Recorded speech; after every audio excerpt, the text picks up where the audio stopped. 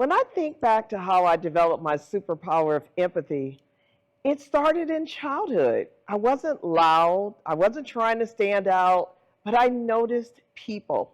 I remember being at John Muir Elementary School in Long Beach, California, standing at the edge of the playground, watching a group of kids corner another student. The words they used were mean. The laughter was intentional, and I remember thinking, could someone say something? Then realizing that someone is me.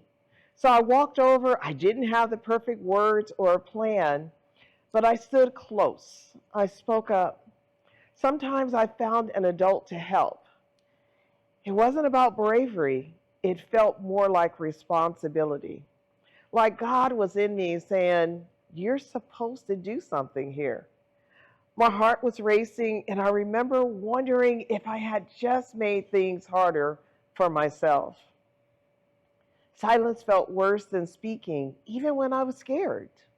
That instinct often put me in conflict with bullies, and sometimes even with teachers who didn't want disruption. I questioned why someone was being mistreated, and that questioning made me visible. I learned something early. When you interrupt injustice, you're not always protected. Sometimes you become the target. Being a leader wasn't something I chased. It showed up around me. My father once told me, any room you walk into, you'll end up leading it. I didn't see it then, but he did. As I matured and found myself leading different groups, I realized he was right. The work I do today didn't start in a classroom or with a career decision.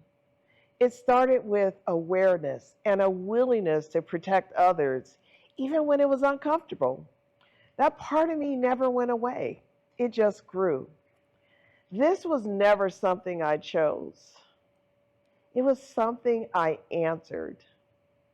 And that calling still guides everything I do today.